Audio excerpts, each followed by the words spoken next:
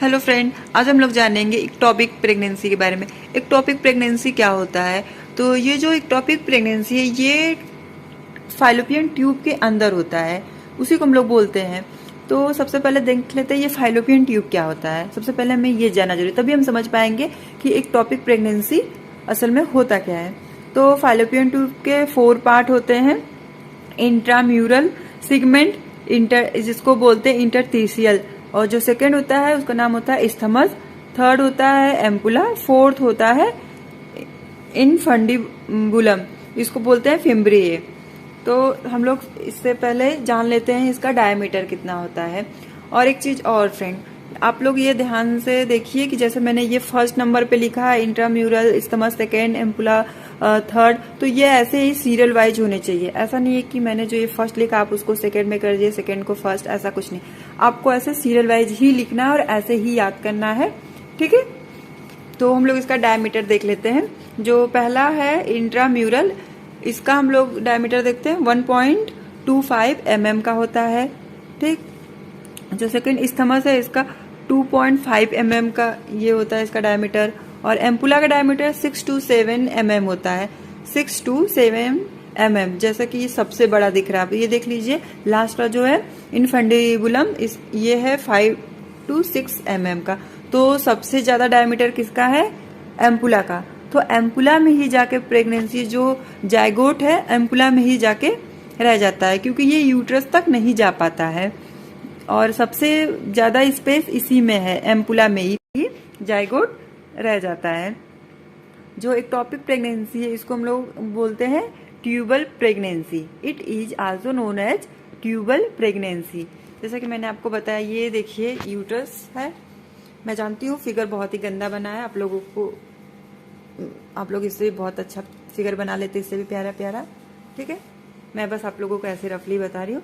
ये देखिए, ये ओवरी है, ये 2 ओवरी हैं, ठीक है। और ये रहा हमारा यूट्रस, ठीक, ये फीमेल का यूट्रस है। और जब बेबी क्या यहाँ से हर मंथ एक एग रिलीज होता है ओवरी से, ठीक है। और यहाँ से स्पर्म जाता है ट्रेवल करके। आप ध्यान से देखिए आप लोग, ये रहा ओवरी, ओवरी में से हर मंथ एक एग रिलीज होता है और जाता है ऐसे ट्यूब में, और यहीं पे प्रेगनेंसी जो है जायगोट बनता है। तो ऐसे ट्रेवल करके फिर यहाँ से स्पर्म जाता है, ऐसे यहाँ पे बनता है, और यही जब बनने के बाद जायगोट बन जाता है तो यूट्रस में आता है, और यूट्रस में ना आके यही ट्यूब में फंस जाता है। जैसा कि मैंने आपको फोर्थ बताया था, फाइलोपियन ट्यूब के जो पार्ट फोर्थ कौन सा था? इनफंडिबुलम, ठीक। तो फोर्थ में ना, थर्ड में, ठीक, एम्पुला में। ये रहा, यहाँ पे एम्पुला है, यहीं पे क्या करता है, बेबी रह जाता है। जो जायगोट है, जो फीटस बना हुआ है, वो यहीं पे जायगोट रह जाता है, यूट्रस में नहीं जाता है, ठीक है। आप लोगों को समझ में आ रहा है? यहाँ पे बेबी यहीं पे बन जाता है, यहाँ पे नहीं जाता, इसी को हम लोग बोलते हैं एक्टोपिक प्रेगनेंसी। और ये कंडीशन बहुत ही डेंजरस होता है, ठीक है। 70% जो जायगोट होता है एक्टोपिक प्रेगनेंसी, ट्यूबल प्रेगनेंसी होती है, वो एम्पुला में होता है, और जो 30% है वो होता है इंट्राम्यूरल सिगमेंट में। देखिए आप लोग, 70% जो प्रेगनेंसी होती है वो एम्पुला में ही होता है। तो आप लोग को ये सोच रहे होंगे कि जो 30% है वो कहाँ पे होता होगा? 30% जो होता है वो सरवाइव करता है इंट्राम्यूरल में, क्योंकि ये जो इंट्राम्यूरल है ना, यूट्रस के पास होता है। इंट्राम्यूरल यूट्रस के पास होता है, तो बेबी को सरवाइव, जो जायगोट होता है उसको सरवाइव करने के चांस यहाँ पे जाते, क्योंकि ये यूट्रस है, यहाँ से उसको बहुत इजीली न्यूट्रिशन वगैरह मिल जाएगा, ठीक। ये यूट्रस है, यहाँ पे बेबी, यहाँ पे जायगोट है, तो इसको यहाँ से इजीली ही क्या होगा, न्यूट्रिशन मिल सकता है। तो यहाँ पे 30% चांस है कहाँ, इंट्राम्यूरल में, और 70% चांस है एम्पुला में, ठीक है। Regarding this etiology factor, pelvic inflammatory disease, जिनको पहले ऐसा कुछ पेल्विक इन्फ्लामेटरी डिजीज हुआ रहता है, उनमें चांस होता है एक्टोपिक प्रेगनेंसी का। या सीलिया डैमेज, मतलब जो लोग स्मोकिंग करते हैं उनमें ज़्यादा ये सीलिया डैमेज का मतलब है स्मोकिंग, लोग जो लोग ज़्यादा करते हैं उनका सिलिया जो डैमेज होता है। और थर्ड है एंडोमेट्राइटिस, इसका मतलब इन्फेक्शन, इन्फ्लामेशन, अगर जो एंड्रो होती है, एंड्रोमेट्रियम लेयर होती है, उसमें इन्फेक्शन वगैरह होता है, उस वजह से भी एक टॉपिक प्रेगनेंसी का एक कॉज है वो भी। फिर ये है एंड्रोमेट्रियोसिस, मतलब as a like cancerous structure. क्या होता है कि जो यूट्रस होता है ना, ये यूट्रस है, इसमें पूरा ऐसे लाइक पूरा ग्रुप बन जाता है कैंसरस का से, ठीक है, इस तरह से।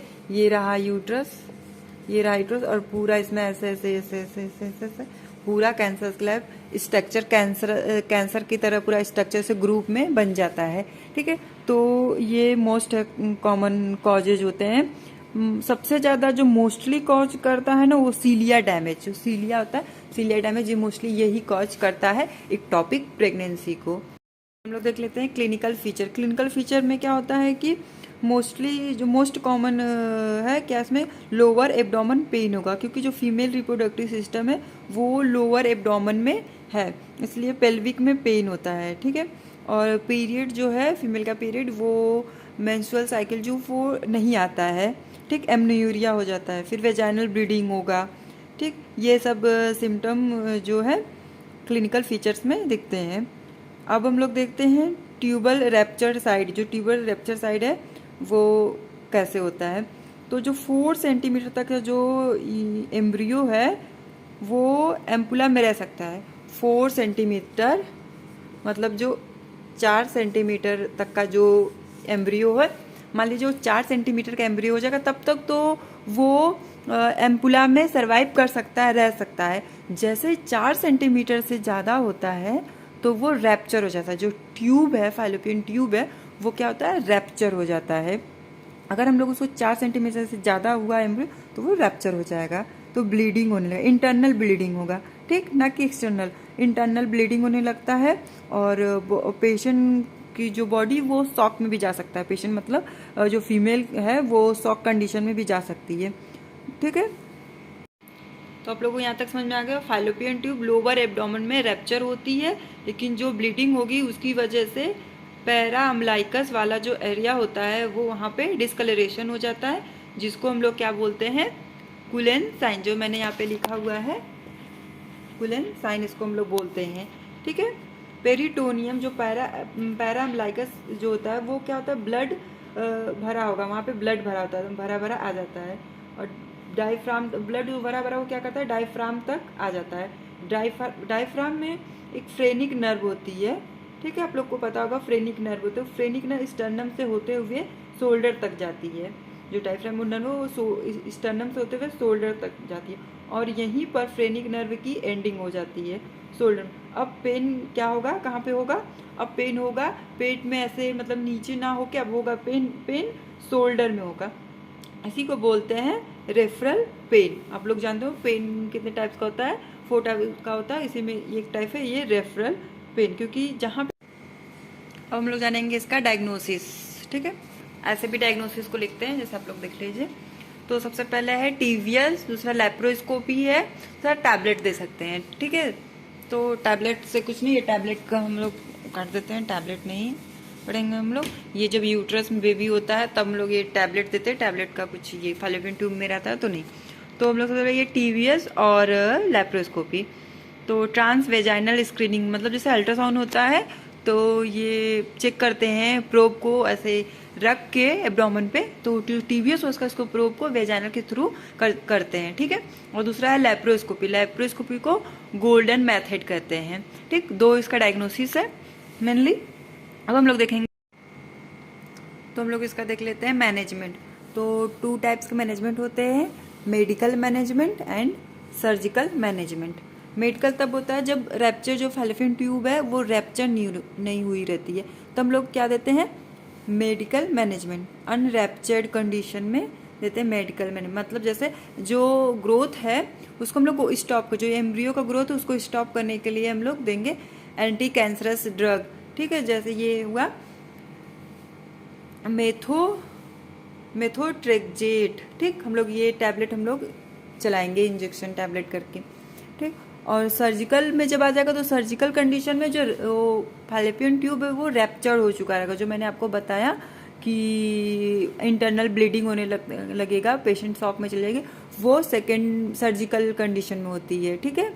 रैप्चर, जब वो रैप्चर हो जाता है फैलोपियन ट्यूब, तो इसमें क्या होता है, सैल्पिंजोक्टोमी करते हैं हम लोग। जो सैल्पिंजोक्टोमी जो होता है वो 2 टाइप्स के होते हैं, रेडिकल होता है, लीनियर होता है।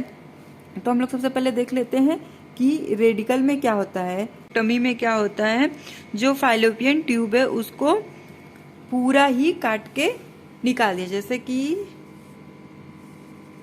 ये फैलोपियन ट्यूब है, जैसे मैंने बताया इस पूरे फैलोपियन ट्यूब को यहाँ से काट के निकाल देंगे, तो सिर्फ एक फैलोपियन ट्यूब रह जाएगा, सिर्फ एक फैलोपियन ट्यूब होगा उस फीमेल को, उसी से वो प्रेगनेंसी कंसीव कर पाएगी। एक फैलोपियन ट्यूब नहीं होता है, ये होता है किसमें, रेडिकल सैल्पिंजोक्टमी में। ये बहुत ही वर्स्ट कंडीशन है एक्टोपिक प्रेगनेंसी, और आजकल ये केस बहुत ज्यादा इंसिडेंस देखा जा रहा है इसका, बहुत ही ज्यादा। तो और अननोन कॉज, कोई कॉज भी नहीं, कुछ समझ में भी नहीं आ रहा है क्या कॉज है। जैसे मैंने बताया था ज्यादातर वो स्मोकिंग, सीलिया डैमेज, यही सब है, बाकी कुछ ऐसा आया नहीं अभी तक सामने, ठीक है। तो हम लोग देख लेते हैं रेडिकल सैल्पिंजोक्टमी, इसमें पूरा ही फैलोपियन ट्यूब को काट के निकाल देंगे। लीनियर जो सेकंड है उसको बोलते हैं हम लोग लीनियर। इसमें क्या करेंगे कि जो रैप्चर पार्ट है सिर्फ उसी को निकालेंगे, जितना रैप्चर हुआ है पार्ट उसी को हम लोग निकालेंगे, उसको बोलते हैं लीनियर सैल्पिंजोक्टमी। तो ऐसे में एक नर्स क्या करेगी, इस नर्स की रिस्पॉन्सिबिलिटी होती है उस पेशेंट को IV fluid, O2, blood transfusion, ये सब वाइटल्स मॉनिटर, ये सब करे, ठीक। तो गाइज आज का टॉपिक एक्टोपिक प्रेगनेंसी फिनिश होता है। आई होप आप लोगों को अच्छे से समझ में आया हो। अगर आप लोगों को नहीं समझ में आया